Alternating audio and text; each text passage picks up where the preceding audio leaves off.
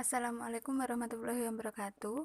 Saya Cahyani Asri Pratiwi akan membahas mengenai tokoh filsafat alam. Berikut pembahasannya. Yang pertama adalah Thales, seorang filsuf yang mengawali sejarah filsafat barat pada abad ke-6 Masehi.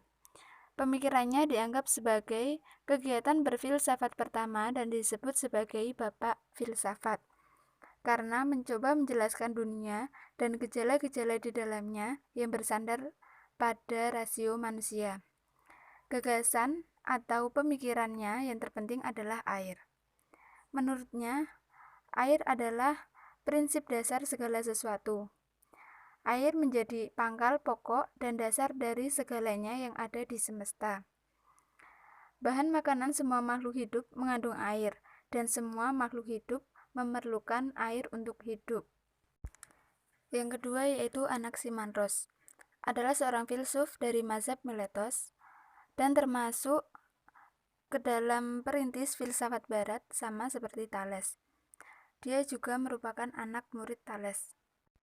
Lahir sekitar tahun 600 sebelum Masehi dan wafat diperkirakan tahun 546 sebelum Masehi. Pemikiran atau gagasannya yaitu tu aperion sebagai prinsip dasar segala sesuatu.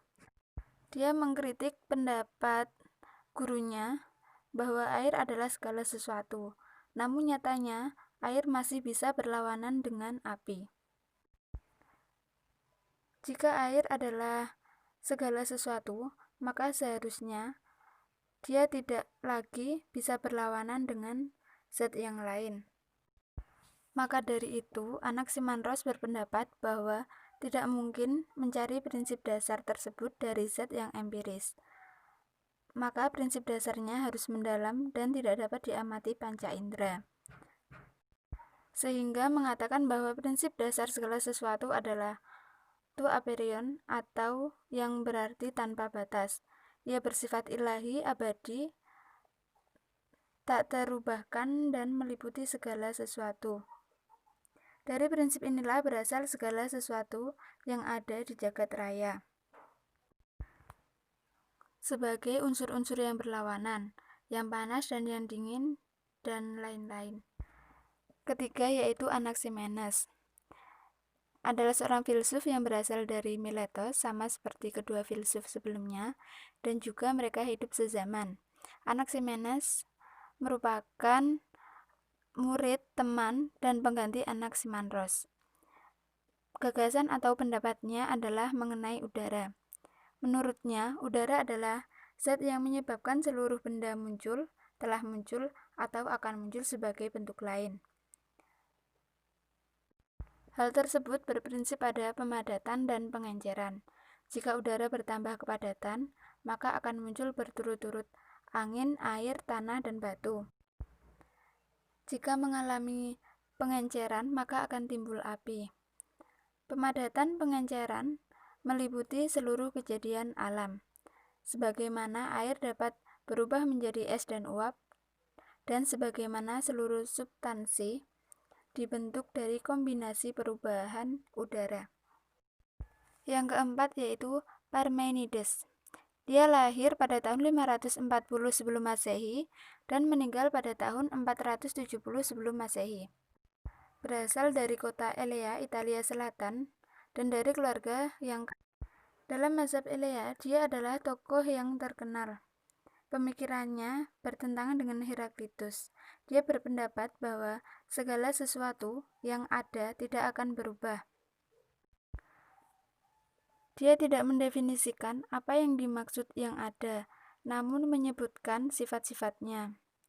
Menurutnya, yang ada itu bersifat meliputi segala sesuatu, tidak bergerak, tidak berubah, dan tidak terhancurkan. Selain itu, yang ada tidak juga digoyahkan dan tidak dapat disangkal. Jika ada yang menyangkal, maka akan jatuh pada kontradiksi. Yang kelima yaitu Heraklitus, lahir pada tahun 540 sebelum Masehi di Efesus dan meninggal pada tahun 480 sebelum Masehi. Dia merupakan seorang filsuf Yunani kuno prasokratik dan tidak tergolong mazhab apapun. Pemikirannya yang paling terkenal adalah mengenai perubahan-perubahan di alam semesta.